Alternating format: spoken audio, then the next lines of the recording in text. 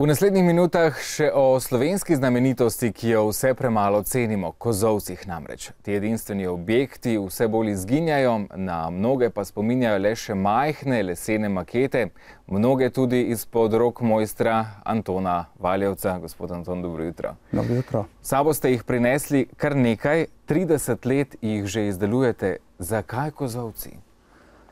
Rad bi ohranil slovensko kulturno dediščino, ki pri kozolcih izumirja. Ni jih, vidimo jih največ v Tuhinjski dolini, po Gorenjskem, Dolenjska in jih več ni. Ko človek brska po svetovnem spletu, nekako najde podatek, da dejansko kozolce najdemo povsod tam, kjer so ali pa smo živeli Slovenci na celotnem slovenskem etnološkem prostoru, torej v Italiji, Avstriji, Sloveniji, deloma tudi na Hrvaškem. Pa smo samo mi tako mačehovski do kozolcev, jih v tujini bolj cenijo? To ne vem, ampak, kako bi rekel... Je zanimanje za vaše kozolce? Se ljudje zanimajo, da bi ga imeli doma, da bi ga podarili? Zanimajo se, ampak podariti eno stvar, ko je toliko dela vloženega, je težko, ne? Za svoje kozolce, ki jih izdelujete že kot rečeno 30 let, imate tudi rokodelski certifikat, slovenski rokodelski certifikat. Je možno te kozolce dobiti tudi v kakšni trgovini, spominki, gredo na tuje, gredo po domovih?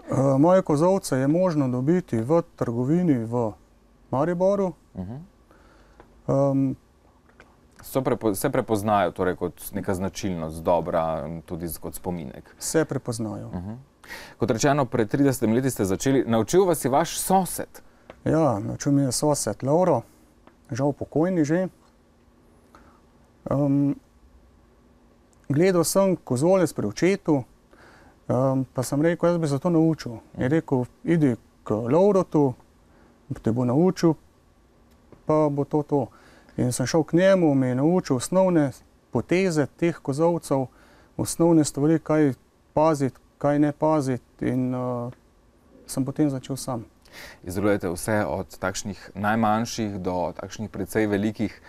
Koliko je dela vloženega v to? Koliko povprečno porabite za en srednje velik kozolček? Za en srednje velik, da izžagam od ničle, pa da podarim nekomu 4 ure. Veliko. Iz koliko delov pa je sestavljen? Naprimer, če govorimo o tistih večjih, ste kdaj šteli, koliko koscev? Ja, štel sem streho, skodlice. Ta večji kozolec ima 600 skodlic. Treba vse izrezati, pinceta, prilepi. To je samo streha dejansko? To je samo streha. Kot rečeno, so to kopije, ali vse skupaj nastaja v vaših glavah? Vidite kozolec v naravi, pa rečete, tega bom pa ohranil z maketo, ali vendarle dodate nekaj svojega? To niso izvirniki, izvirnikov ne smem delati zaradi avtorskih pravic. To je vse moja domišljija, delam pa jih tak podobnih, kot so. Ne smem nekaj ekstra kozolec narediti, ker taki ne obstaja. Pa vsak je verjetno tudi nekoliko drugačen? Vsak je drugačen, eden ni enaki, razen enojni stegnjeni kozolci so vsi enaki, topljarji so pa različni.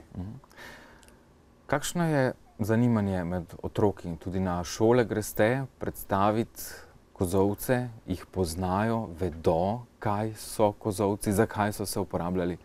Bil sem na eni šoli v Mariboru, otrok je bilo okrog 60, 2 razreda.